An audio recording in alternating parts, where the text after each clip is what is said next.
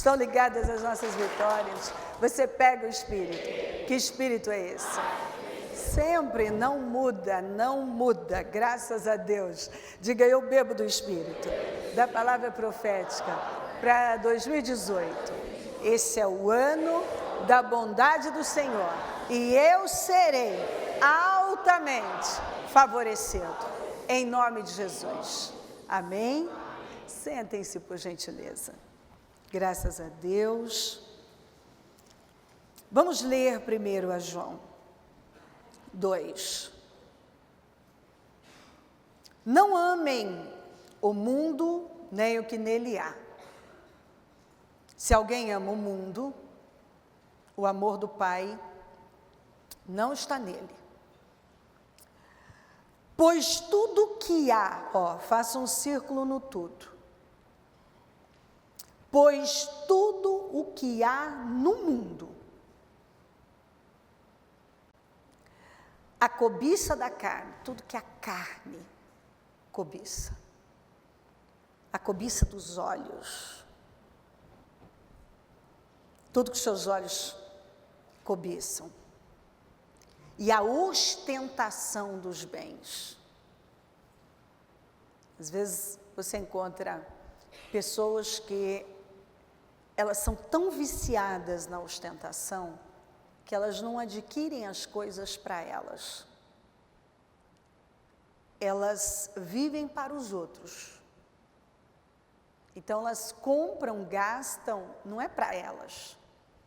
Porque você tem o direito, você foi abençoado de ter uma coisa boa. Mas aquilo não vem na vida dela para glorificar a Deus. Mas vem para ostentar. Às vezes para esnobar, para se exaltar, para pisar em alguém, para se fazer valer. Então, às vezes, a vitória de uma pessoa,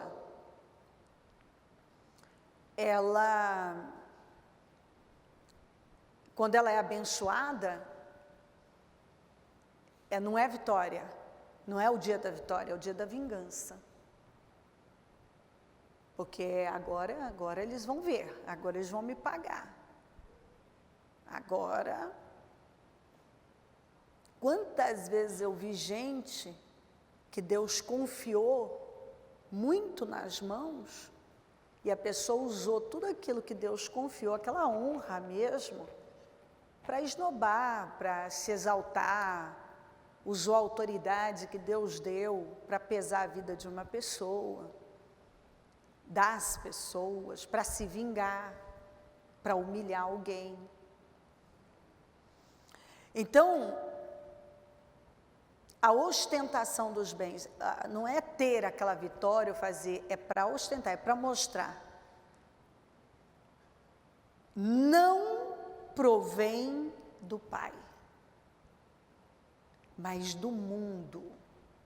Quer dizer, esse tipo de comportamento, pois tudo o que há no mundo, a cobiça da carne, a cobiça dos olhos, a ostentação dos bens, não provém do Pai, mas do mundo.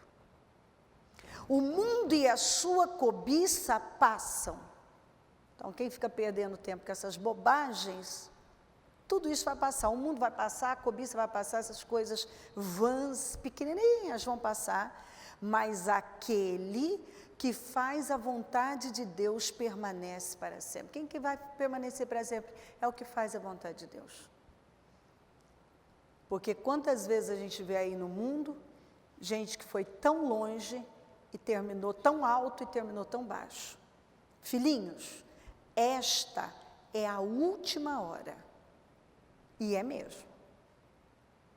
E assim como vocês ouviram que o anticristo está vindo, já agora muitos anticristos têm surgido. Queridos, às vezes nós vemos as pessoas querendo acabar com Deus, acabar com as coisas de Deus desesperadamente.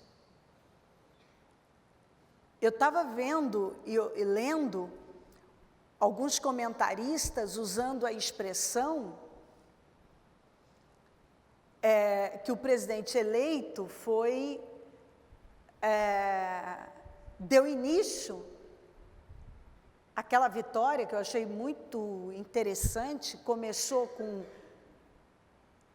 João 8,32 e citou João 8,32 no final, quando foi eleito, e a primeira coisa que foi feita foi uma oração. E sabe qual foi a expressão de muita gente? Quem sabe? Quem leu? Quem ouviu? Começou mal. Quem leu isso? Quem ouviu? Começou mal. Porque orou. Começou mal. Porque orou. Essa é a mentalidade das pessoas. Tudo relacionado às coisas de Deus é uma coisa pequena. Então tem anticristos, agora tem muitos, muitos anticristos, gente que é contra Cristo, contra o cristianismo, contra a fé cristã. Às vezes eu tenho a sensação que tem até crente contra Cristo. É verdade, porque algumas pessoas elas falam algumas coisas que só alguém que é anticristo poderia falar. Não pode ser a favor de Cristo para falar algumas bobagens. Tem que ser anticristo. Já agora muitos anticristos têm surgido. Então o anticristo está vindo, mas o anticristo está vindo, mas já tem muitos. Já agora muitos anticristos têm surgido. Que se faz uma oração, imagina uma coisa que está baseada na palavra. Deus Ele é totalmente comprometido com a sua palavra. Acabamos de cantar isso. Acabamos de cantar. E às vezes eu vejo que qualquer coisa que se faça, quando alguma religião se manifesta, tudo passa, ninguém dá importância. Mas quando tem a ver com a fé cristã evangélica, é coisa menor. Começou mal. Por isso, sabemos que esta é a última hora. Você entendeu? A gente sabe que é a última hora. Porque tem muita gente lutando contra, às vezes até gente que se diz cristã, não defende as coisas do reino como é preciso defender. Eles saíram, aí ele fala de apostasia. Eu quero que você guarde esse versículo aqui, ó. Porque ele é muito sério, eu nunca quero estar dentro dele. Em nome de Jesus, até porque eu conheço o Senhor. E quem conhece o Senhor não o deixa jamais. As pessoas que deixam o Senhor é porque nunca o conheceram. Porque quem conhece o Senhor morre por Ele, é esquartejado por Ele, é queimado vivo por Ele, mas não consegue viver sem Ele. Não consegue. Então, vamos repetir, para você não esquecer, ó. Eles saíram. Não, mais fortinho. Eles saíram do nosso meio. Mas na realidade, não eram dos nossos. Pois, se fossem dos nossos, teriam permanecido conosco. O fato de terem saído mostra que nenhum deles era dos nossos.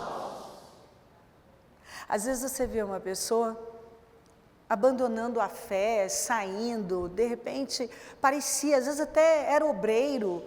Eu já vi pastor, já vi pastora, do nosso ministério mesmo. Não é nem só de fora, já vi de fora, já vi de dentro também. Que abandonou a fé. E aquela pessoa que um dia pregou a palavra, ensinou outras pessoas, passou assim a rolar na lama do pecado. E você fala, como que uma pessoa que um dia foi obreira, foi obreiro, foi pastor? Pois é, mas hoje nós vamos ver o próprio Judas. Judas curou, libertou, pregou, comeu, dormiu, beijou o Senhor. E ele teve o melhor mestre. Ele teve o melhor mestre. E ele foi capaz de fazer a coisa mais horrível, né? Não tem nada pior do que ele fez. Ele foi a pior pessoa de toda a história, de todo mundo. Não teve ninguém pior que ele. Ele foi o pior.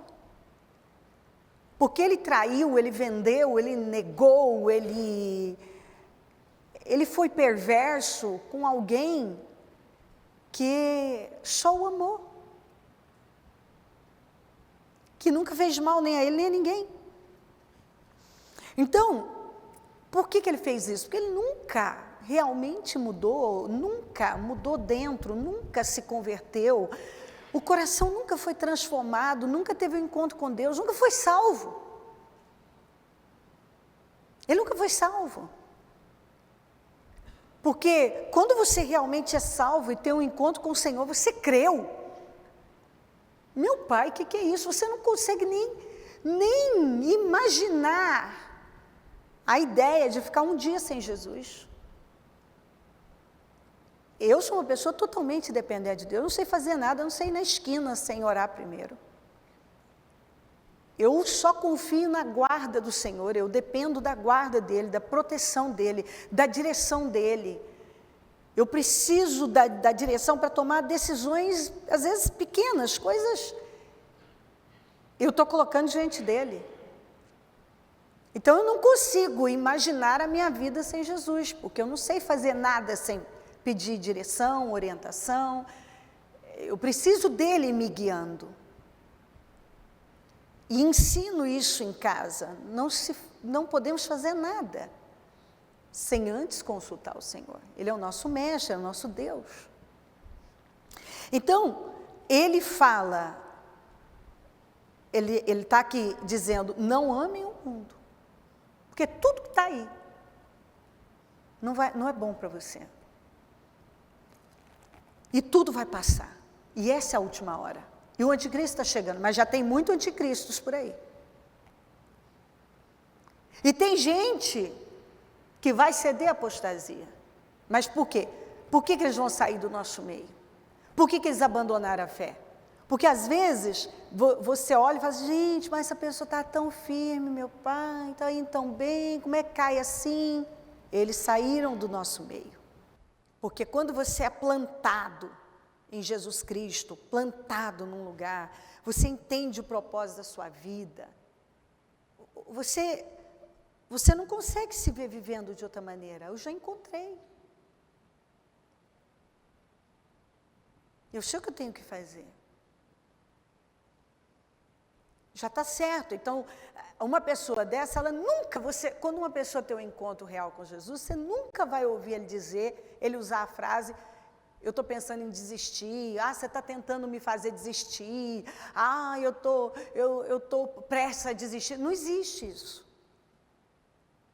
Porque ele encontrou. Está tudo muito claro, não existe isso, não tem plano B na vida dessa pessoa. Não existe plano B. As pessoas que têm sempre um plano B, ou elas têm projetos ocultos lá, escondidos,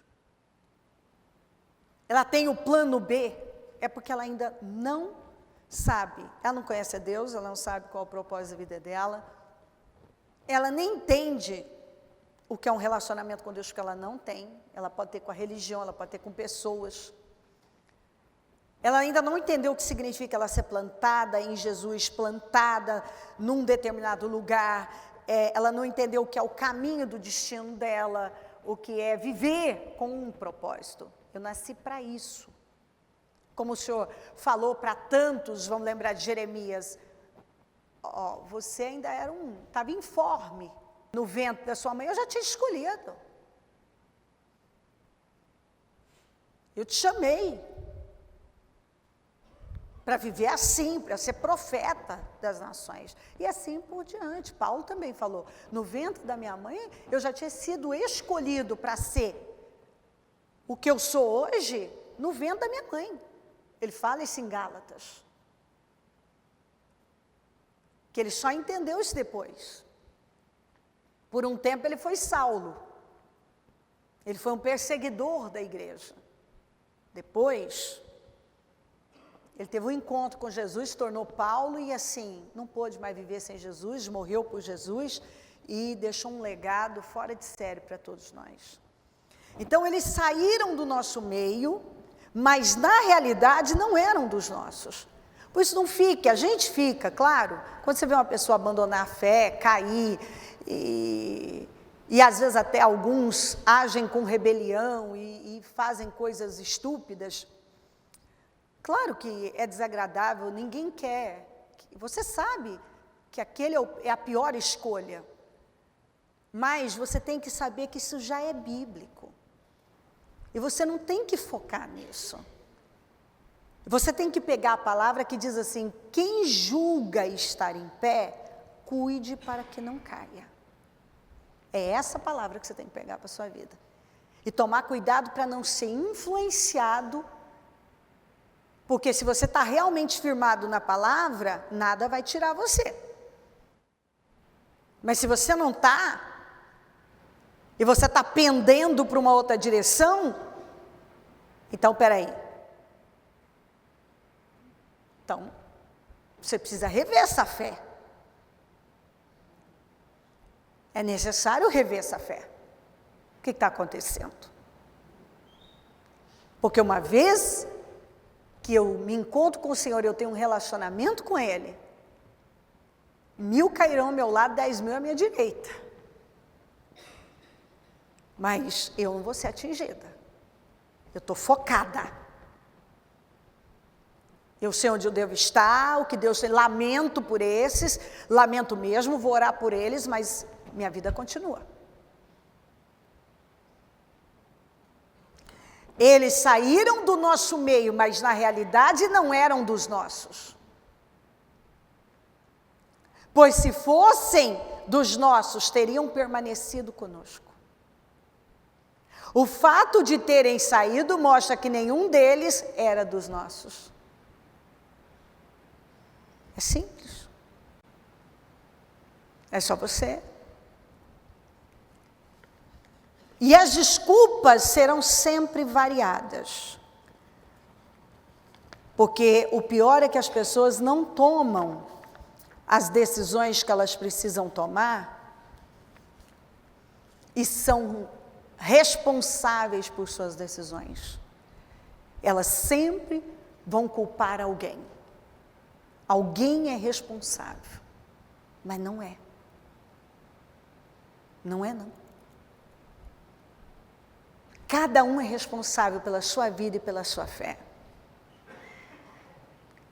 Porque ainda que muitas coisas aconteçam, e podem acontecer, e a Bíblia diz que podem mesmo, uma vez que eu me encontrei com Deus, eu vou receber tudo como testes e experiências. E seja lá o que for que cruzar o meu caminho, eu vou tratar dessa maneira. É um teste, é um processo, é uma experiência que Deus quer que eu passe, e eu vou passar. Eu vou passar. Eu aprendi isso ao longo da minha caminhada, eu ensino isso na minha casa, eu ensino isso o tempo todo, seja lá o que for, porque eu aprendi que todas as coisas cooperam para o bem daqueles que amam a Deus. Quem ama a Deus? Se me amardes, guardareis meus mandamentos.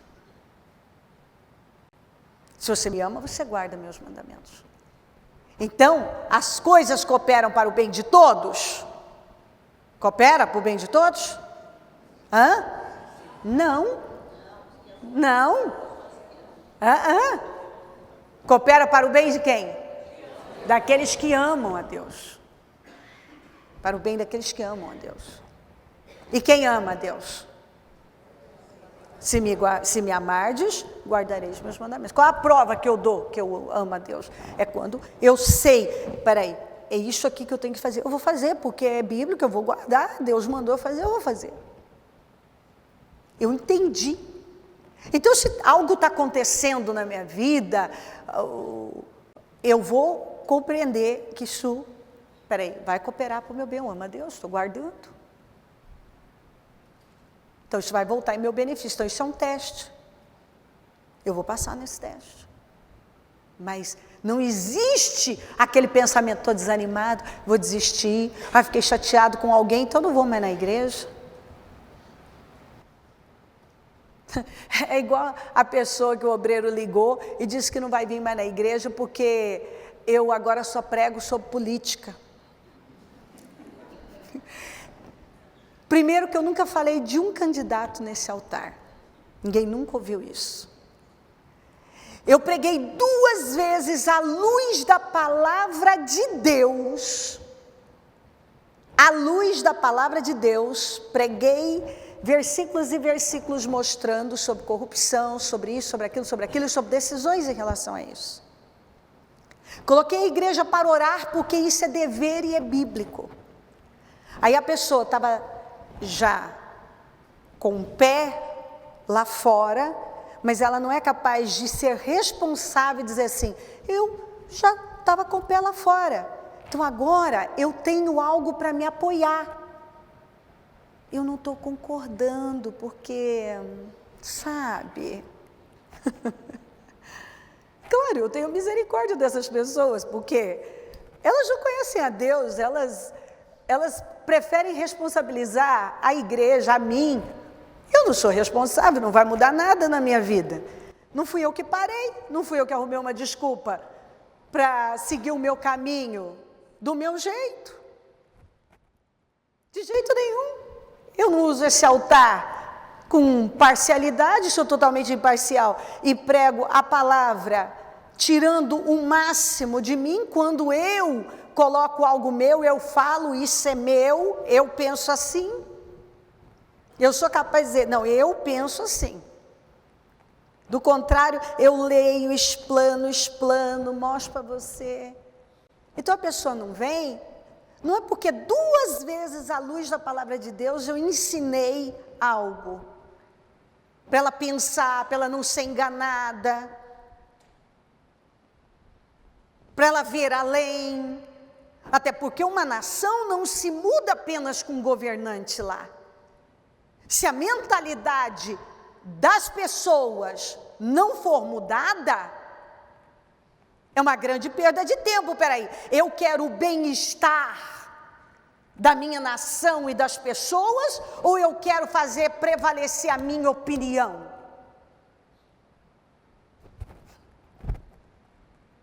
Então a verdade é que tem falácia e egoísmo e uma falta de interesse absurda pelo bem-estar do próximo, de uma nação. Todo mundo cobra melhorias do mundo, mas quem realmente tem trabalhado para mudar? Tem gente que nem aberto para o novo está. Nem aberto. Ele está cobrando mudanças, não está bom, mas ele nem aberto para mudanças ele está. Ele não tem nem abertura de mente para viver algo novo. Ele fica lá na internet, ouvindo uma coisa atrás da outra, sendo guiado por cabeças que nem sabem. Às vezes eu fico vendo gente que fala de coisas. Eu nasci e era menina, adolescente, no tempo em que, por exemplo, era o presidente Figueiredo, um militar, e meus pais, no tempo chamado da ditadura. Nunca um dos meus familiares, nenhum dos meus familiares sofreu algum tipo de problema, mas muito pelo contrário. Todos dizem a mesma coisa, que era um tempo em extremo seguro. Todos. Então as pessoas falam de coisas, você vê um menino de 18, 20 anos falando de coisas que ele não estava lá, ele não sabe. Ele não sabe. Nunca parou para ler livros de especialistas no assunto e não de gente parcial. Porque se você buscar gente parcial, você vai ouvir. Agora, esse não é o meu foco. O meu foco, sim, é levar a informação à luz da palavra de Deus. E isso nunca vai mudar.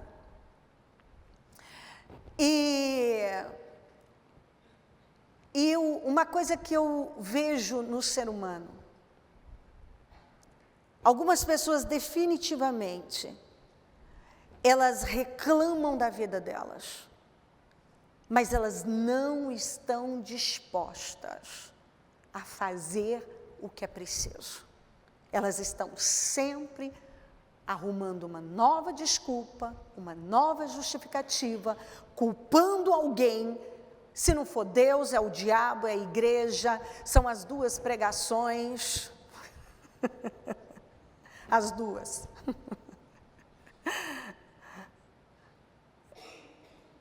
Alguém tem que ser responsável pela minha escolha. Não. Eu não concordo. Concorda com o quê? Eu não concordo. Concorda com o quê? Concorda com o quê? Discorda do quê? Ah, pregou sobre política. Não preguei sobre política. Ensinei a luz da palavra de Deus. E vou fazer isso todas as vezes que for necessário. E que Deus me mandar fazer. E fim. Ai, eu não, meu coração fechou. Não, ele já estava fechado, ele nunca teve aberto. É uma desculpa para buscar sarna para se coçar. E vai achar, quem procura acha. Então, eles saíram do nosso meio, mas na realidade não eram dos nossos. Pois se fossem dos nossos, teriam permanecido conosco. O fato de terem saído mostra que nenhum deles era dos nossos. Meus queridos, quem permanece, entra anos, sai anos. Eu ainda estava vendo o testemunho de uma menina que chegou pequenininha na igreja, hoje é funcionária pública, trabalha diretamente com o juiz.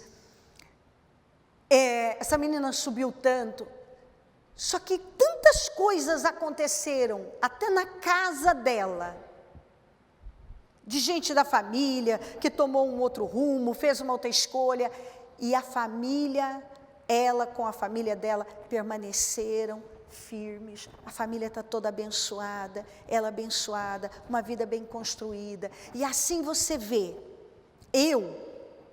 toda vez que alguém me procurar, sabe onde me achar. As pessoas que desistem, às vezes você procura e você não sabe mais onde é que está. Aqueles que permanecem, entra ano, sai ano. Você encontra a pessoa no mesmo lugar, fazendo um bom trabalho. Eu admiro essas pessoas que entra ano, sai ano, você encontra elas no mesmo lugar, fazendo o que Deus as mandou fazer. Cai um de cá, outro desiste dali, acontece uma coisa ali, mas ela sabe onde ela deve estar e qual o foco da vida dela. Onde ela deve estar focada.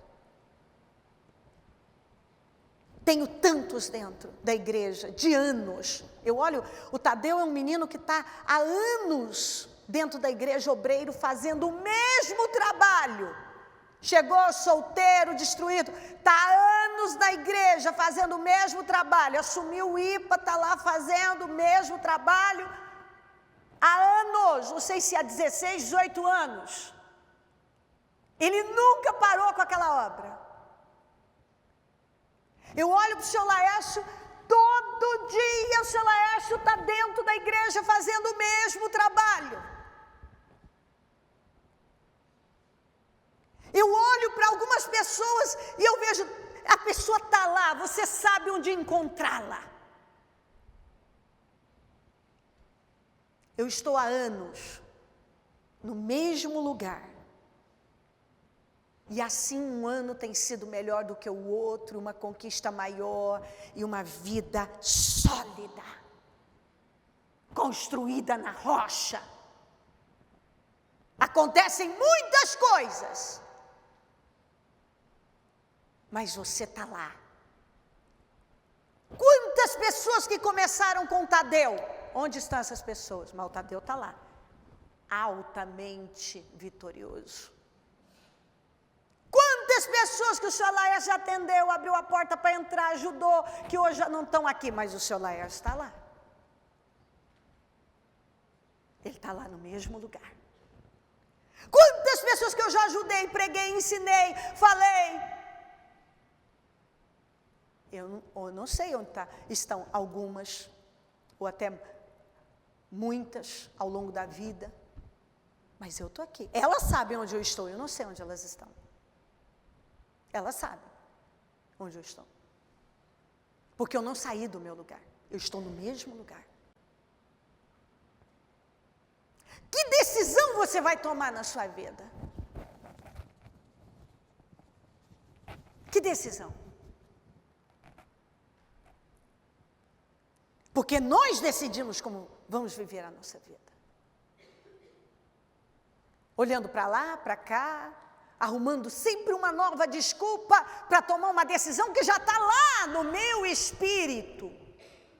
Eu quero tomar, mas eu sou covarde demais para dizer que eu quero tomar aquela decisão. Eu tenho que culpar alguém, eu tenho que jogar a responsabilidade sobre alguém. Aí, daqui a pouco finaliza o ano, daqui a pouco começamos um novo ano. Porque os que têm perseverado vão terminar esse ano como o melhor da vida. Porque Deus vai fazer coisas fora do comum nesse mês de dezembro, no propósito da mudança. Vem coisa grande e maravilhosa, definições maravilhosas. E nós vamos entrar 2019 assim, tinindo. Vai ser uma coisa fora do comum. O que Deus tem para nós em 2019. E assim por diante. Ah, Bíblia, você está falando de facilidade? Jamais, não tem. Mas estou falando de uma vida vitoriosa, porque está focada na coisa certa. E decidiu olhar para a cruz, ficar onde foi plantado, viver com propósito. A Páscoa é tratada como um memorial. Quando você lê lá em Êxodo 12, o Senhor fala sobre a Páscoa. Nós não vamos ler porque temos outros assuntos. E Páscoa quer dizer passagem. E o Senhor disse que era para, a partir daquele momento, todo ano celebrar a Páscoa. Então isso se criou, isso se tornou um hábito na vida de um judeu praticante. Então todo judeu, todo ano celebra a Páscoa.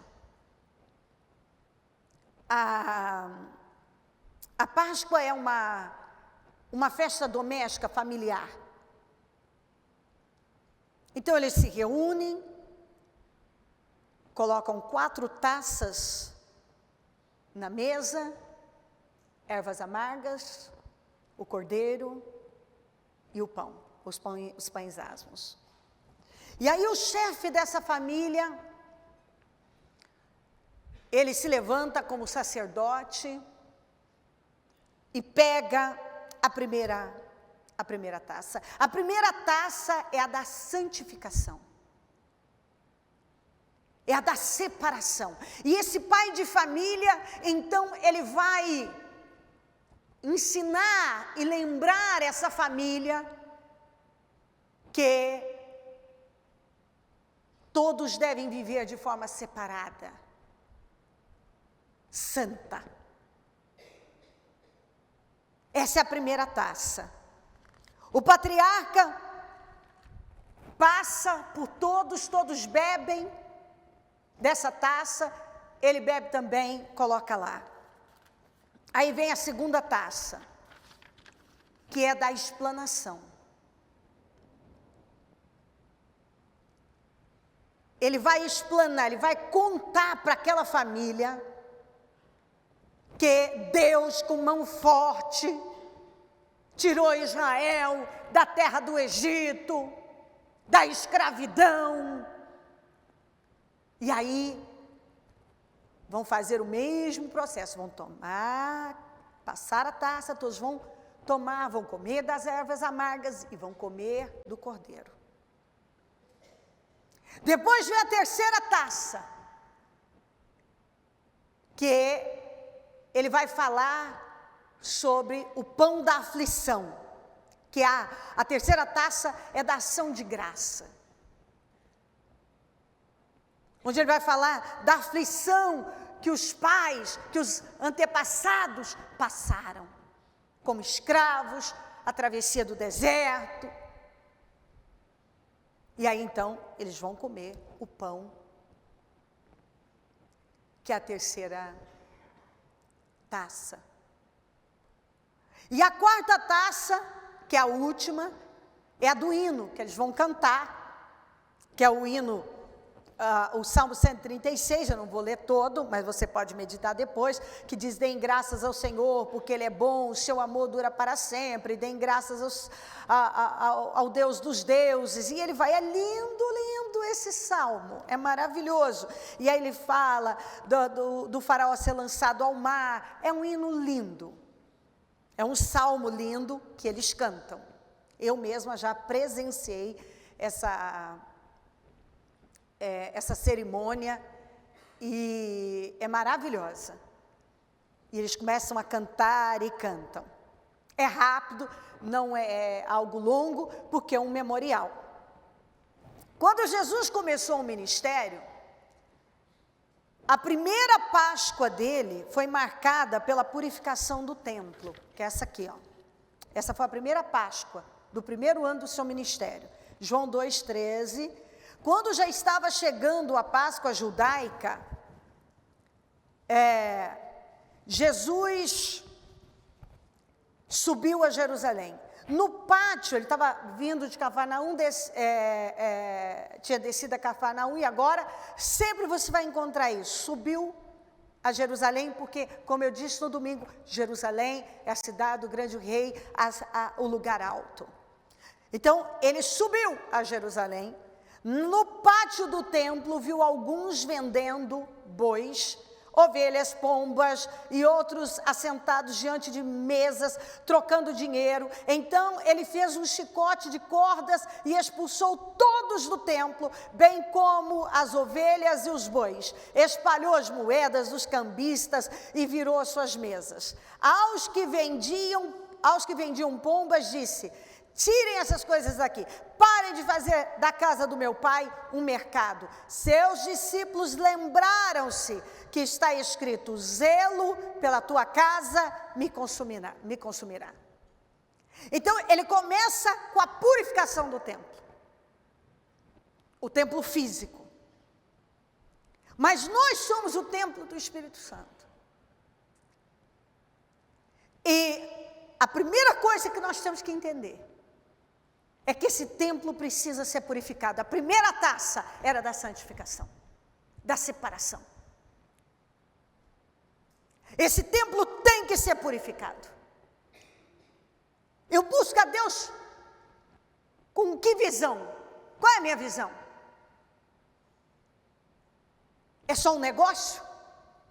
Porque eles estavam só negociando ali. Vendendo, negociando. Não tinha reverência, não tinha zelo, não tinha temor. Nós precisamos definitivamente entender que nós temos que buscar a face do Senhor e a sua mão sempre estar aberta. Será que a nossa vida vai ser sempre isso? Barganhar, negociar com Deus? Porque é o que eu vejo, muitas vezes, as pessoas, muitas têm a capacidade de justificar. Por que desistiram da fé? Porque nada estava acontecendo. Porque eu esperava que fosse acontecer isso, mas não aconteceu. Então eu queria aquele emprego, aí Deus não me abriu a porta do emprego, então.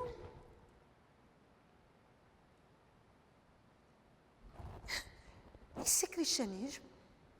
Isso é ser crente? Alguém pode tratar uma pessoa dessa como crente? É isso que importa. Então Deus não fez. Eu não quero mais Deus.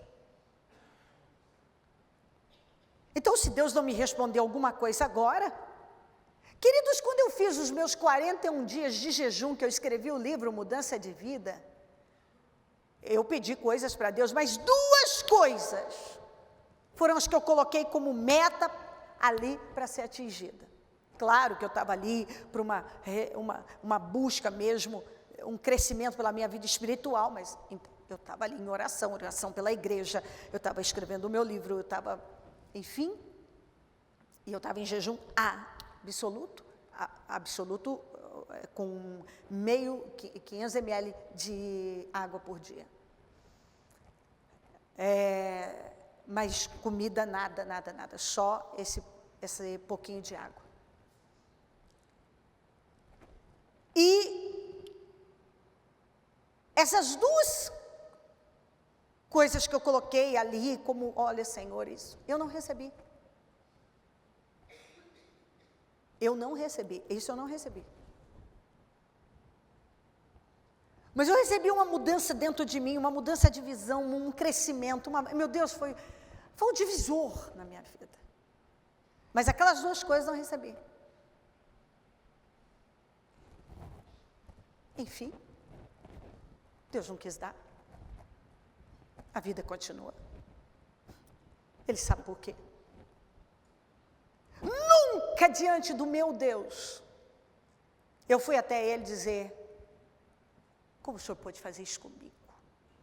É como se Deus algumas pessoas colocam como que Deus me deve algo. Eu fiz o jejum, eu fiz o propósito, eu fiz isso, Ele não me deu, então. Não, Deus não nos deve nada. Ele não te deve e não me deve nada. Ele é Deus. Ele sabe por que não fez algo. Não é porque Ele é mau. Vós que sendo maus sabem dar boas coisas aos vossos filhos, quanto mais o vosso Pai que está no céu. Eu não faria mal aos meus filhos, você também não faria. Por que Deus faria?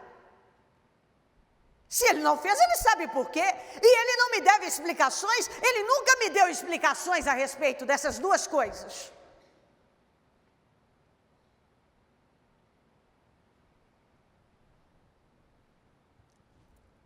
Ele é Deus, Ele é quem sabe, Então, purificação, a primeira taça era da santificação, da separação.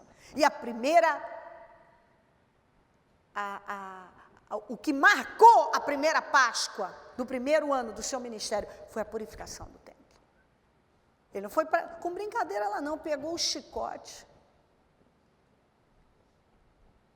e botou todo mundo para correr. E disse, tirem essas coisas daqui, parem de fazer da casa do meu pai um mercado. Seus discípulos lembraram-se do que está escrito, o zelo pela tua casa me consumirá. Tanto eu tenho que ter zelo pela obra do Senhor, pela casa do Senhor, falando agora física, a casa física, como eu tenho que ter um respeito e um temor por essa casa espiritual. Essa casa espiritual, esse templo, que é o templo do Espírito Santo. Ele está puro.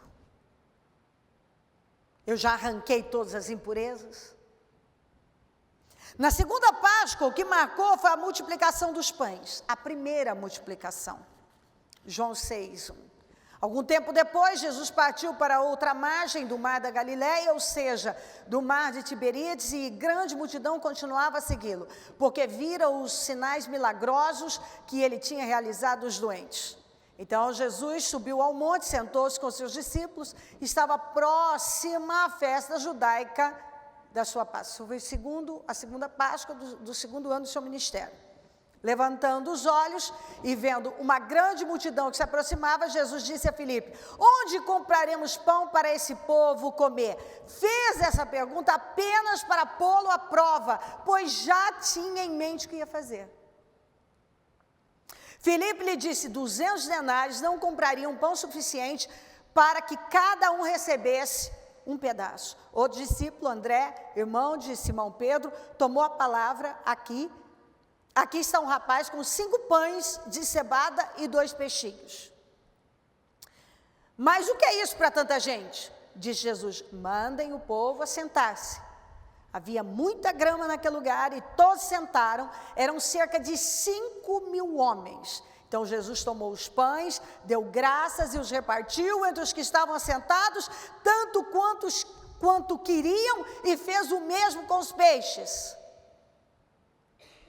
O que Jesus estava ensinando aqui? Viver por fé, do sobrenatural, não de forma natural. Ele estava mostrando, ele fez uma pergunta para o Filipe: 200 denários não daria para comprar, nem o suficiente para a pessoa receber um pedaço de pão. O outro disse: olha, tem um menino aqui com 5 pães e 2 peixes, mas o que dá para uma multidão dessa? Quer dizer, eles enxergavam tudo de forma natural. Eles tentavam resolver as coisas de forma natural. E Jesus estava ensinando: você tem que parar de lidar de forma natural, de ter uma visão natural, você tem que ter um olhar sobrenatural. O justo viverá da fé.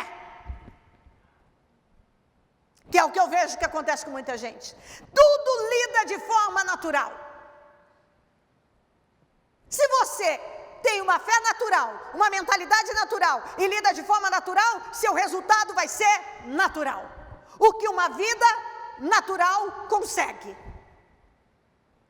Você não vai ter nada de diferente, porque você não lida de forma espiritual, você não pratica uma fé sobrenatural.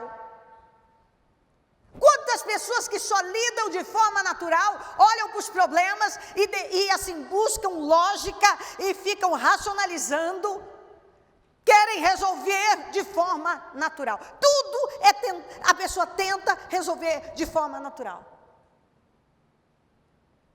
Ela não para buscar e colocar Deus naquilo e acreditar que por mais impossível, porque isso aqui era impossível, como alimentar 5.000 homens, fora mulheres e crianças, com 5 pães e 2 peixes e mais, quanto de dinheiro para resolver isso? Ia precisar de muito dinheiro. E Jesus mostrou que tem coisa que você acha que só vai resolver com muito dinheiro.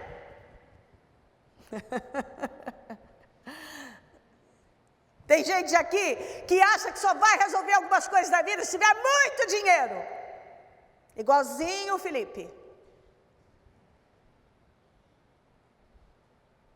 E tem gente que pega o que tem igualzinho a viúva, igual o André aqui. Tem isso aqui, mas o que é que dá para fazer? Isso aqui não dá para nada. Ele já olha para as condições dele e diz: isso aqui não dá para nada. Não dá para fazer nada com isso aqui. É assim que ele lida, é assim que ele tenta resolver as coisas. Eu tenho só isso aqui, eu tenho que contar com isso mesmo, não dá para resolver nada com isso aqui, ó, o que isso aqui dá para fazer?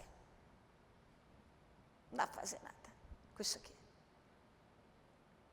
Já o Filipe, tem que ter muito dinheiro. Tem que ter, só resolve isso com dinheiro, mas tem que ter muito dinheiro para resolver. E o Senhor está dizendo: não, você tem que ter fé, você tem que crer no meu poder. Porque aqui não precisou, não foi dinheiro que resolveu isso aqui. Acorda, não é dinheiro para resolver sua vida. É uma mudança de mentalidade, uma mudança de fé, uma mudança de visão, uma fé sobrenatural. Tem gente que já se desespera. Ô meu pai, meu problema é dinheiro. Não, seu problema é que você até hoje não aprendeu a andar por fé. Tem muito crente que até hoje não crê verdadeiramente que Deus pode mudar de forma sobrenatural aquilo que para ele só o dinheiro ou alguém muito poderoso favorecendo ele em alguma coisa. Quer dizer, ele tem sempre um meio único para se resolver os problemas. Nunca uma dependência de Deus, andar por fé. E o Senhor estava dizendo, não, manda eles sentarem. Pegou o que ele tinha, 5 pães, não era nem dele, era do menino. 5 pães de cevada, que era o pão dos pobres, que era cevada, que era barata, e 2 peixinhos. E alimentou 5.000 homens, fora mulheres e crianças. E é tão interessante que na segunda multiplicação tinha mais pães, 7 pães e alguns peixinhos. E ele, na segunda multiplicação, alimentou menos com mais e sobrou menos cestos. Aqui, ele com menos alimentou mais e sobrou 12 cestos, mais cestos que da segunda multiplicação. Por que Deus faz isso? Para mostrar exatamente que não é a quantidade, é o poder. Não é o tamanho da impossibilidade, isso é impossível. Não tem essa, isso é impossível, nada é impossível para Deus, tudo é possível para Deus. O que eu tenho que fazer é crer, e ele estava dizendo, vocês têm que aprender a andar por fé. Porque é algo fora do comum, sobrenatural. A segunda Páscoa foi marcada. E qual a segunda taça? Vamos ver se você lembra. Você lembra? Você tem uma boa memória, você está focado na palavra. Da explanação, o pai de família ia lá e dizia, Deus tirou Israel com mão forte do Egito, e o mar vermelho foi aberto, e coisas estrondosas aconteceram. E comeram das ervas amargas, e comeram um cordeiro. Ele explanou o sobrenatural, porque só o sobrenatural, as 10 pragas, e tudo, a abertura do mar vermelho, aquela coisa linda que Deus fez, o sobrenatural o tempo todo, maravilhoso, maravilhoso. E a terceira Páscoa, o terceiro ano do ministério de Jesus Cristo foi marcado, foi especial, né, gente? Pela cruz. Pela cruz. Foi marcado pela cruz.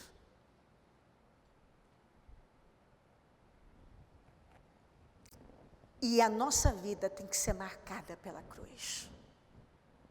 Porque não tem cristianismo sem cruz. Em Lucas 22, diz assim, estava se aproximando a festa dos pães sem fermento, chamada Páscoa, e os chefes, os sacerdotes, os mestres da lei estavam procurando um meio de matar Jesus, mas tinham medo do povo. Então Satanás entrou em Judas, chamado Iscariotes, um dos 12. Judas dirigiu-se aos chefes dos sacerdotes e aos oficiais da guarda do templo e tratou com eles como lhes poderia entregar Jesus. A proposta muitos alegrou e lhe prometeram dinheiro. Ele consentiu e ficou esperando uma oportunidade para lhes entregar Jesus quando a multidão não estivesse presente. Finalmente chegou o dia dos pães sem fermento, no qual devia ser sacrificado o cordeiro pascual. Mas antes de eu seguir com 8, você viu aqui o que aconteceu? E Satanás entrou em Judas.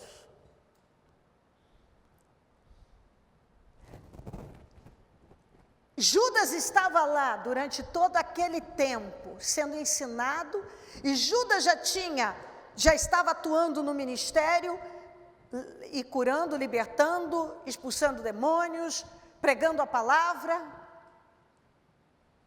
Mas Judas não conhecia Jesus verdadeiramente, intimamente. Ele estava ali, mas não tinha mudado. É aquele tipo de gente que trocou algo que ele tinha, achando que era, bom, vou trocar isso aqui que não está tão bom, por algo que parece que é melhor. Tão logo alguém ofereceu algo melhor para ele, ele já largou aquilo também e foi para aquilo outro. Porque quando ofereceram para ele o dinheiro, para ele trair o Senhor, ele rapidamente abandonou tudo que ele tinha ouvido, visto, feito, a grande oportunidade da vida dele, o ponto alto da vida dele.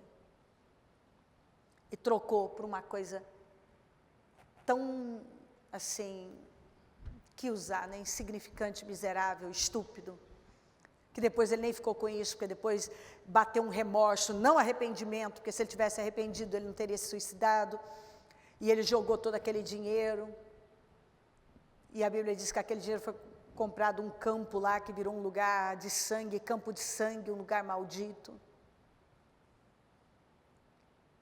Por que que Satanás entrou? Satanás não entra assim na vida das pessoas. Satanás não entra assim. Para ele ter entrado na vida do Judas, é porque tinha uma abertura, estava propício. O coração dele era um ambiente propício, aberto para a morada do diabo. Porque o diabo não entra assim na vida das pessoas. Ele entrou na vida do Judas. E quando ele entrou, o que ele fez o Judas fazer? Quando ele entrou, o que o Judas fez?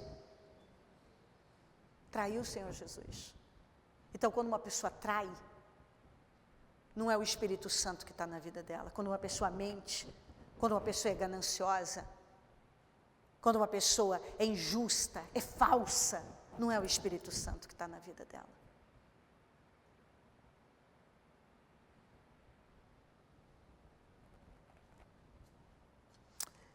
Jesus enviou Pedro e João dizendo, olha que coisa linda isso aqui, vão preparar a refeição da Páscoa.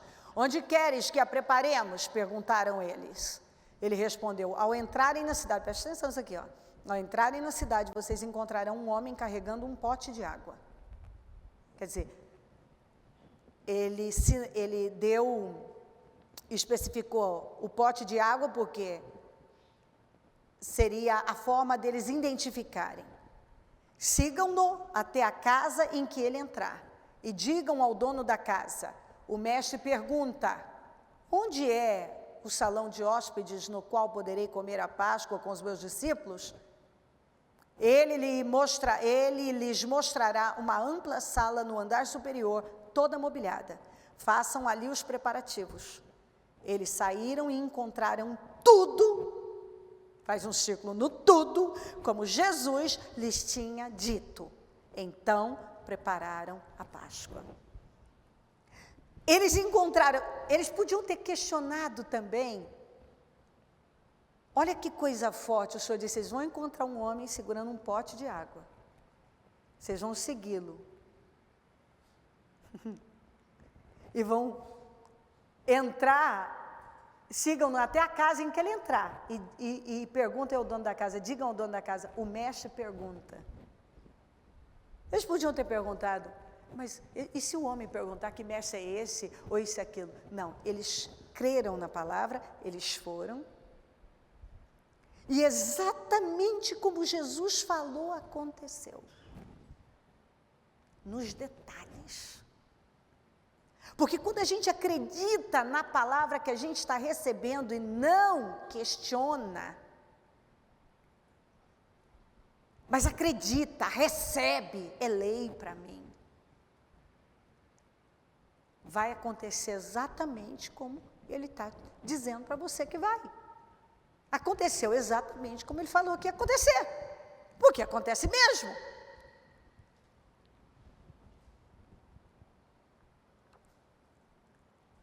13. Eles saíram e encontraram tudo como Jesus lhes tinha dito, então prepararam a Páscoa. Quando chegou a hora, Jesus e os seus apóstolos reclinaram-se à mesa e disse-lhes: desejei, fala comigo, desejei ansiosamente comer esta Páscoa com vocês antes de sofrer. Olha o que Jesus falou. Essa era a última Páscoa e marcada pelo quê? A cruz. A última Páscoa. E ele disse: eu desejei ansiosamente comer esta Páscoa com vocês antes de eu sofrer. Ele estava ansioso para viver aquele momento em que ia ser a virada de um novo, era o início de um novo tempo, uma nova estação, uma nova fase. Pois eu digo, não comerei dela novamente até que se cumpra o reino de Deus. Essa é a última. Recebendo um cálice, ele deu graças e disse: tomem isto e partilhem uns com os outros. Pois eu digo que não beberei outra vez do fruto da videira até que venha o reino de Deus. Aí vem a hora de tomar o pão. Mas então vamos ver, ele pegou, ele celebrou a Páscoa igualzinho. Ali tinha o quê? 13 judeus, 12 discípulos e Jesus 13.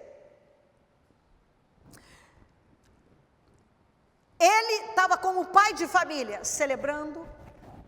Lá naquela mesa tinha as ervas amargas, o cordeiro, o pão, as 4 taças, a taça da santificação, da explanação. E agora chegou a hora dessa terceira taça, que era a taça do pão, o pão da aflição, mas que agora ia mudar. E todo mundo que estava ali foi criado a vida inteira celebrando anualmente aquele evento. Tomando o pão, deu graças, que era o que o pai de família faria, trazendo à memória o tempo das dores que os seus antepassados tinham vivido. Era o momento de ação de graças, o pão das dores. Pela aflição do deserto, em trazer à memória tudo que tinham vivido. E ele disse isso aqui: tomando o pão, deu graças, partiu-o e deu aos seus discípulos, dizendo: vamos juntos, isto é o meu corpo, dado em favor de vocês, façam isto em memória de mim. Imagina o choque que foi para todo mundo. Porque naquele momento ele estava dizendo: acabou. A partir de hoje vocês não vão mais trazer à memória o tempo do Egito, mas sim, vocês vão lembrar de mim. Acabou! Não vai mais lembrar o pão de aflição do Egito. Agora vocês vão sempre trazer à memória vocês vão lembrar de mim. Eu sou o pão. E toda vez que vocês sentarem para comer e comerem deste pão, vocês vão lembrar de mim. E vão estar tão unidos a mim, que ninguém vai poder separar. Por isso que a Bíblia diz que quem não come do pão e bebe do vinho, não tem parte com o Senhor. Por isso que quando uma pessoa não está nem aí para a ceia, ela já...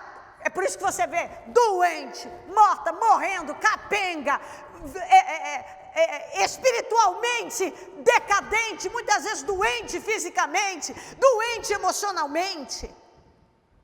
Morre, porque o próprio Paulo disse: por isso que há entre vocês muitos fracos e doentes e muitos que dormem. Porque nem discernem, não tem o menor entendimento do que estão fazendo, achando que estão comendo um pão e bebendo um vinho, e eles estão trazendo a memória.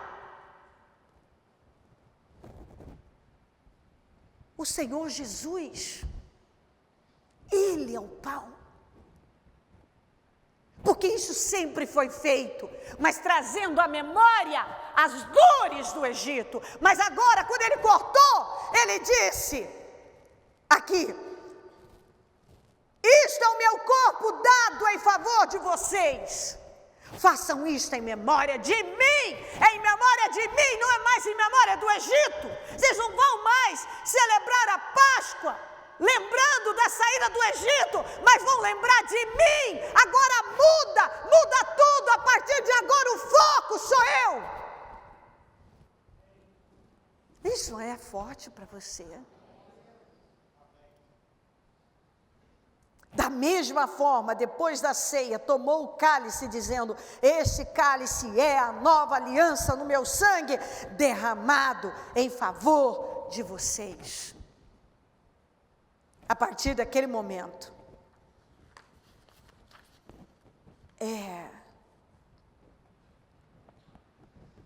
tudo mudou. Agora, nós vamos viver juntos, porque toda vez que vocês tocarem no meu corpo, vocês vão estar unidos a mim. É de mim que vocês têm que lembrar. Após isso, eles saíram, como a Bíblia diz aqui, Mateus 26:30, depois de terem cantado um hino, saíram para o Monte das Oliveiras, que era o que era costume. Depois, o Salmo 136. Eles foram cantando e desceram para o Getsêmani, que é o Monte das Oliveiras, onde ele agora ia dar início a aquele processo da ida para a cruz, quando ele começa a orar no Monte das Oliveiras, no Getsêmani. Getsêmani quer dizer prensa de azeite. Ele estava sendo prensado. E o que eu quero que você guarde aqui hoje, que para mim, de tudo que você está ouvindo, é o mais importante, é que Jesus falou do cálice. Em Apocalipse 13:8, diz assim, todos os habitantes da terra adorarão a besta, a saber, todos aqueles que não tiveram seus nomes escritos no livro da vida do Cordeiro, fala comigo, do Cordeiro, que foi morto desde a criação do mundo. Agora era a hora do cumprimento daquilo que a Bíblia fala, que foi determinado antes da fundação do mundo. Ele foi morto antes da criação do mundo. Antes mesmo. E você que já viu eu pregar sobre isso, eu já bati até com mais tempo ainda nesse assunto. Antes de tudo acontecer, antes da criação, já estava determinado a ida do Senhor à cruz, porque Deus, que é onisciente, já sabia de tudo, do quanto a humanidade ia precisar de Jesus. Por isso que quando a gente vê os judeus dizendo, solta Barrabás, a gente quer ficar com raiva, mas quer saber, se a gente estivesse lá, pela nossa redenção, Jesus tinha que ter ido à cruz. O que teria sido de nós, o que seria de nós se Jesus não tivesse ido à cruz? Quem está entendendo o que eu estou falando? O que seria de nós se Jesus não tivesse ido à cruz? Ele tinha que ir. Antes, aqui ó, desde a criação do mundo, ó, desde a criação do mundo, desde a criação do mundo, o Cordeiro que foi morto. Fala que isso já estava determinado, porque o Senhor sabia da necessidade que a humanidade teria. Então Jesus chegou no Getsêmani, olha aqui, Lucas 22:39, como de costume, Jesus foi para o Monte das Oliveiras e os seus discípulos o seguiram. Chegando ao lugar, ele lhes disse: orem para que vocês não caiam em tentação. Ele se afastou deles a uma pequena distância, ajoelhou-se e começou a orar. Pai, se queres, afasta de mim esse cálice.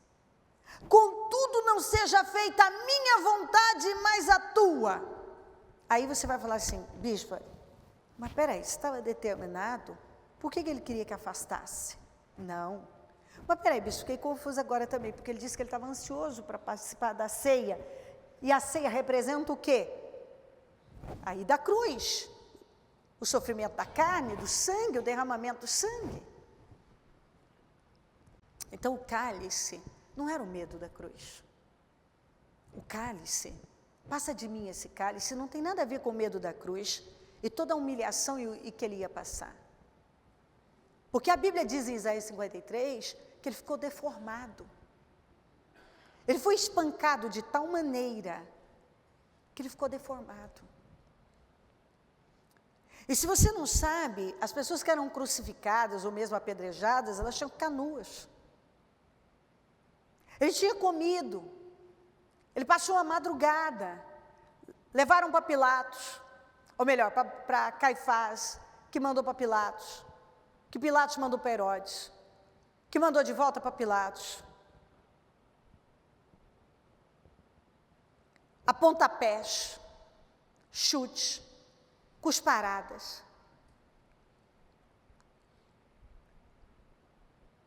Então ele estava horas. Você acha que alguém levou ele ao banheiro? Se ele tinha que fazer alguma coisa, tinha que ser ali, para que a humilhação fosse total.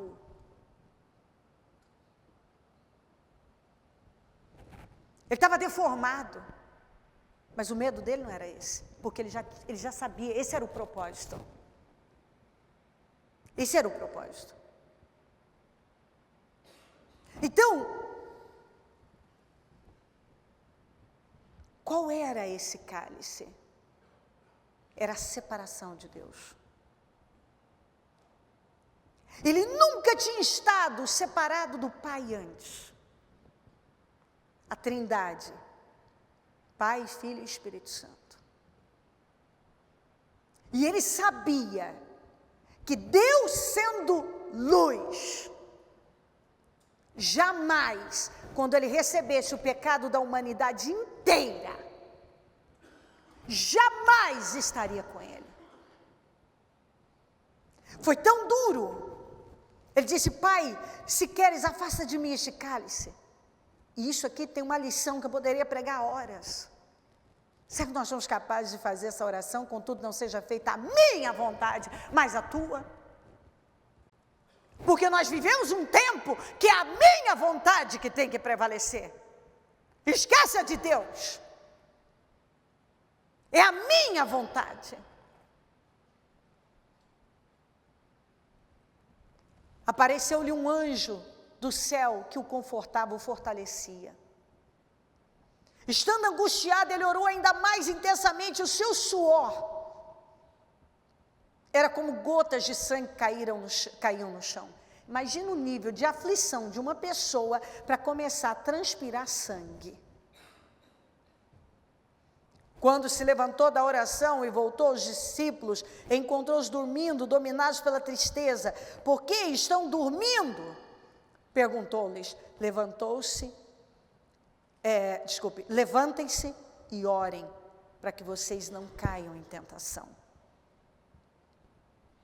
A Bíblia diz aqui, em Gênesis 1, 3 e 4, e disse Deus, fala comigo, haja luz, e houve luz. E viu Deus, que era boa luz, e fez Deus separação, fala separação, de novo, separação, entre a luz e as trevas. Agora olha o que diz aqui em 1 João 1, 5 a 6. E esta é a mensagem que dele ouvimos e vos anunciamos, que Deus é luz e não há nele treva nenhuma. Se dissermos que temos comunhão com Ele e andamos em trevas, mentimos e não praticamos a verdade. Agora vamos juntos na NVI, vamos juntos. Esta é a mensagem que dele ouvimos e transmitimos a vocês. Deus é luz, nele não há treva alguma. Se afirmarmos que temos comunhão com Ele, mas andamos nas trevas, mentimos e não praticamos a verdade. O que Deus fez? Deus ordenou a separação entre luz e trevas. Ele sabia disso, que no primeiro capítulo, lá em Gênesis, está lá. Ele já ordenou separação entre luz e trevas. Luz e trevas. Quando o Senhor foi crucificado, eu já até passei um vídeo aqui. Ele recebeu o pecado da humanidade inteira. Naquele momento, tudo que acontece passou para ele. Ele se tornou. Porque ele pegou o pecado de todo mundo. Do assassino, do estuprador, do torturador, do mentiroso, do mais promíscuo, do ladrão, e por aí vai. Todos os pecados, todas as dores, todas as maldições, tudo que é treva, tudo que é escuridão, tudo que é sujo, é podre, ele recebeu no seu corpo. E Deus é santo. E naquele momento ele gritou: Pai, Deus meu, por que me desamparaste? Entregou o seu espírito, disse: está consumado, e entregou o seu espírito. Foi a primeira vez que Jesus esteve separado do Pai, e aquilo fez ele suar gotas de sangue. Porque ele sabia que ele ia pegar toda a treva do mundo, tudo que é treva, tudo que é escuridão. E esse é o meu ponto, que para mim é o mais importante, que eu não quero que você esqueça. Se Jesus estava em pânico, porque ao receber as trevas sobre ele, e estar separado do Pai, Jesus, como pode alguns crentes irem deliberadamente, propositalmente, atrás das trevas e desconsiderar que a partir do momento em que você entra no mundo das trevas e pega tudo que é treva para a sua vida, você vai estar se apartando de Deus. Você vai estar se separando de Deus, porque Deus é luz. E não há treva nele, e ele não compactua com trevas. Ele não está onde há trevas. E às vezes a pessoa é totalmente, não estou me referindo a alguém que, porque a pessoa chega nas trevas e agora ela vem para a luz. Eu estou falando de gente que já está na luz. E não se preocupa em caminhar para as trevas, sabendo que a Bíblia diz, ou ela não acredita, não deve acreditar, porque ela está na luz e caminha para as trevas. Quando você vai ao encontro do pecado, da mentira, do engano, da falsidade, da traição. E por aí vai abrindo. Deus é luz, Ele deu uma ordem e a palavra de Deus se cumpre, separação entre a luz e as trevas. Se tiver treva na minha vida, Ele não vai poder estar, porque existe uma lei, há separação entre luz e trevas. A luz não dá com as trevas. Onde há luz não há trevas, mas onde há trevas não há luz. E algumas pessoas, estando na luz, migram para as trevas. Se associam com as trevas, se aliam com as trevas, se envolvem com as trevas, começam a amar as trevas, passam por cima daquilo que estão lendo, que estão ouvindo, que estão aprendendo.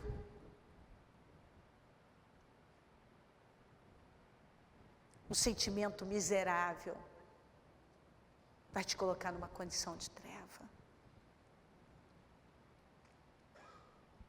Depende das coisas que você está, para onde você olha. Se os teus olhos forem bons, o teu corpo terá luz, mas se forem maus, quer dizer, a forma que você está olhando, para onde você está olhando, todo o teu corpo será tenebroso, porque você está atraindo trevas para a sua vida.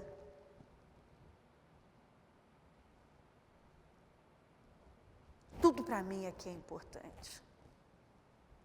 Mas eu queria que ficasse nesse final. Jesus entrou em angústia e suou sangue, porque ele não queria se apartar do Pai. Não foi a cruz, não foi a vergonha, não foi ficar desfigurado, porque tudo isso ele sabia. Está aqui. O cordeiro que foi morto desde a criação. Ele sabia. Mas o fato dele estar separado do Pai devia ser tão desesperador. E era que ele suou sangue. Pai, se possível, passa de mim esse cálice. Esse não, Pai. Mas seja feita a sua vontade. Hoje, nós comemoramos, trazemos à memória Jesus, que levou toda a nossa sujeira e o nosso pecado. Nós fomos feitos livres de todo mal. Temos poder, autoridade, estamos na graça, debaixo da dispensação da graça, da bondade do Senhor. Temos liberdade de entrar no Santo dos Santos. E muitos, estando na luz,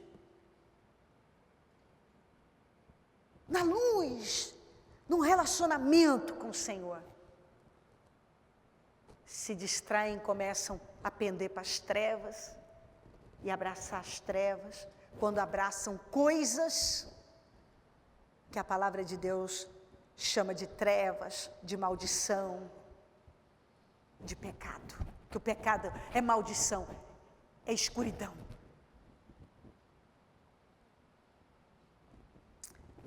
Vamos nos colocar de pé.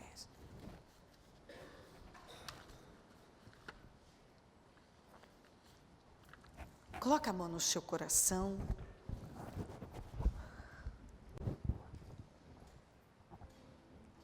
Liga o seu pensamento no céu um momento.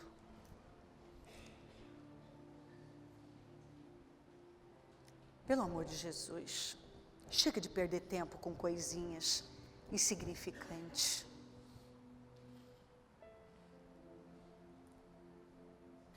Tem gente trocando coisas grandes por coisas insignificantes.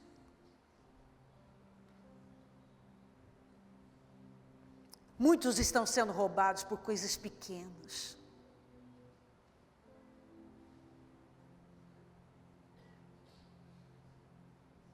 Fofoquinhas, diz que diz, mimimi.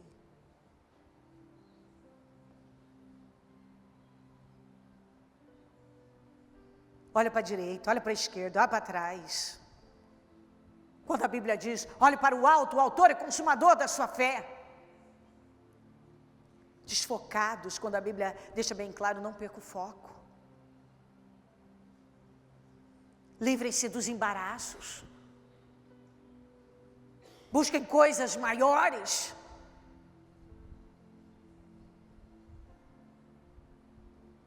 Não havia pecado em Jesus.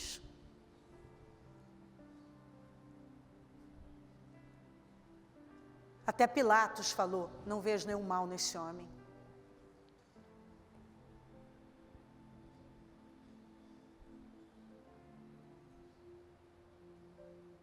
Todos disseram a mesma coisa.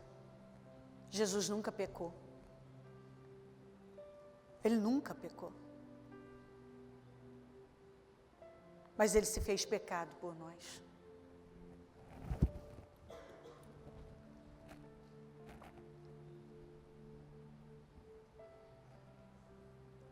Ele nunca esteve em trevas, ele não precisava daquilo.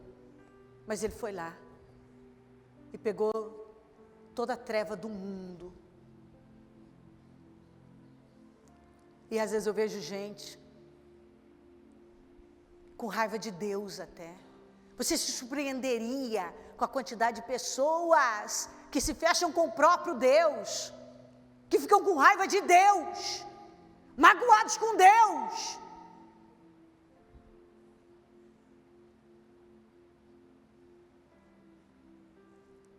Gente que abandona a fé por causa de nada.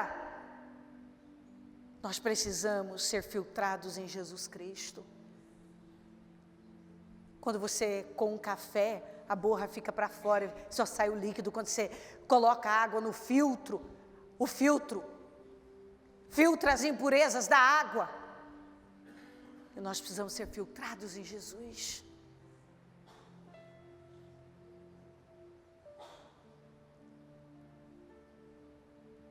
Nós precisamos odiar as trevas e jamais ceder para elas,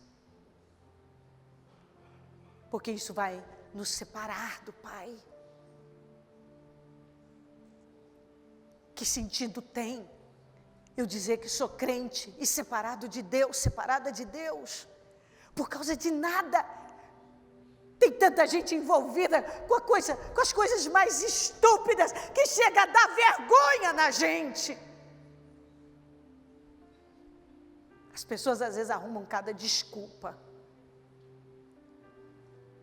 para justificarem a falta de responsabilidade com a fé, que dá vergonha até na gente.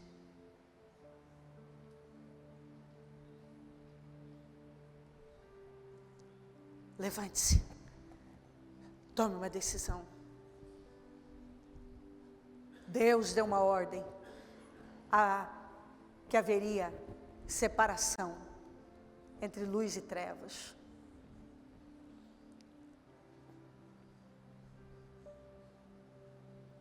Tem que haver uma volta de verdade para Jesus. Tudo aquilo que você sabe que é treva, tira da sua vida. Se afasta disso. Purifica seus olhos.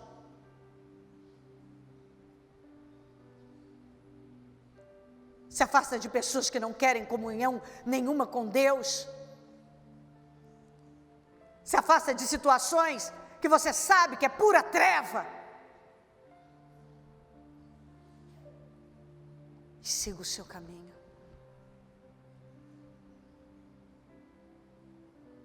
Aleluia. Agora nós trazemos à memória Jesus. Nós estamos ligados com Ele. E é dele que nós precisamos. Nós precisamos da luz, que é Cristo. O resto não importa, queridos. Eu comecei lendo para você. Tudo nesse mundo vai passar.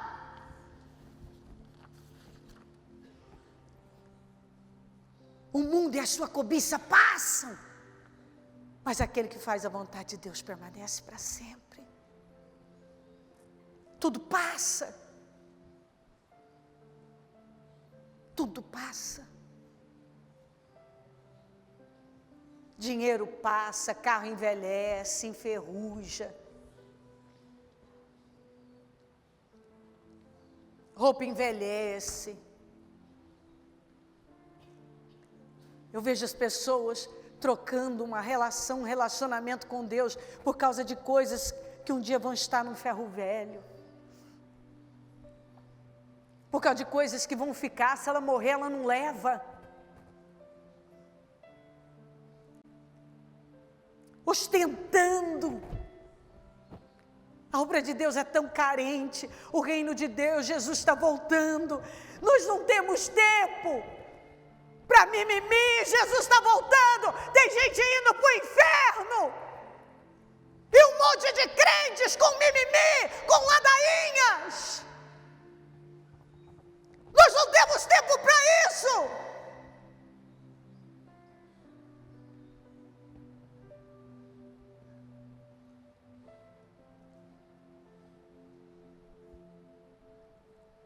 Não faz muito tempo,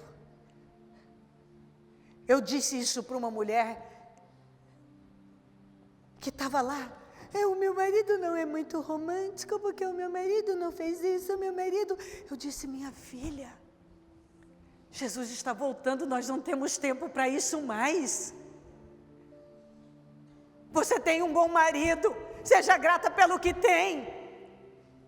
Não, queridos, eu não estou ensinando ninguém a aceitar menos, mas pelo amor de Jesus, algumas pessoas estão lambendo feridas, gemendo por coisas que, quando você ouve, parece inacreditável.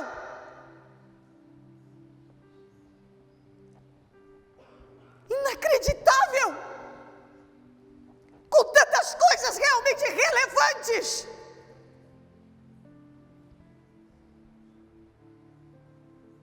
E alguns, estou depressiva, porque eu esperava flores. Você está depressiva porque seu marido não te mandou flores? Oh, meu pai, por favor, vá cuidar dos moradores de rua, por favor, vá em um dos nossos asilos, vá em um dos nossos orfanatos, vá naquela fila das mulheres que estão lá para entrar na prisão, para ver seus filhos e maridos. Por favor, vá lá ver a condição daquelas mulheres grávidas na cadeia, com criança no colo. Por favor, visite os hospitais do câncer. Vá a Barretos, visite. Eu disse a essa pessoa, por favor, inicie já um trabalho lá no nosso, junto com o nosso pessoal de Barretos. Vá ver e cuidar daquelas crianças com câncer. Crianças que perderam perna, perderam olho, perderam metade da face.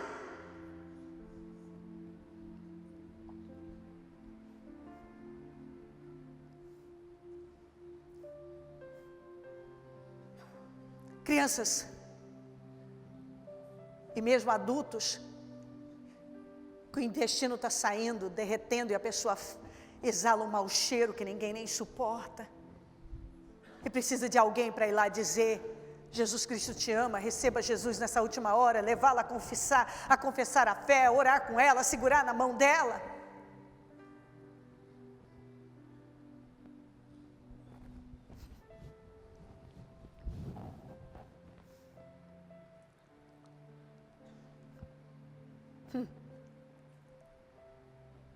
Eu não estou indo porque eu estou em discordância com a palavra, porque a bispa agora só prega de política. Eu digo, vá cuidar dos necessitados. Você está com muito tempo.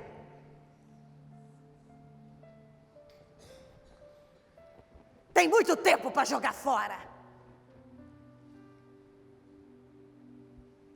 Vá produzir algum fruto nessa vida.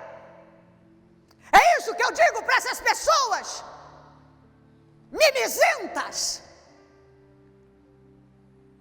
que vivem atrás de picuinhas, mecuinhas, fazendo tempestade em copo d'água, buscando pelo em novo chifre na cabeça de cavalo. Vá produzir algum fruto, porque eu estou produzindo, e o realizador é superior ao crítico. Vá fazer alguma coisa pelo reino, seja aqui ou seja em qualquer outro lugar. Vá fazer algo para o reino, porque Jesus está voltando.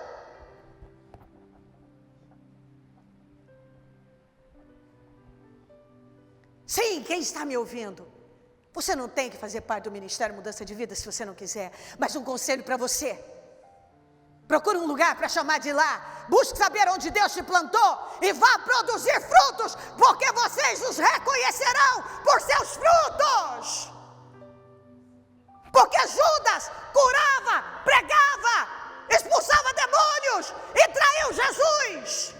E naquele dia o Senhor disse que muitos vão dizer: Senhor, não profetizamos, não expulsamos demônios, não falamos em línguas. E Ele vai dizer: aparta de mim, porque eu não conheço vocês.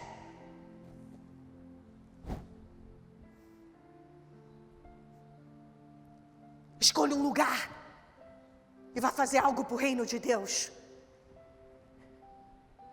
Eu vou continuar onde estou, fazendo o que Deus me mandou fazer, e pregar e pregando para quem estiver disposto a ouvir uma palavra séria. Porque é isso que eu faço todos os dias, pregar uma palavra séria.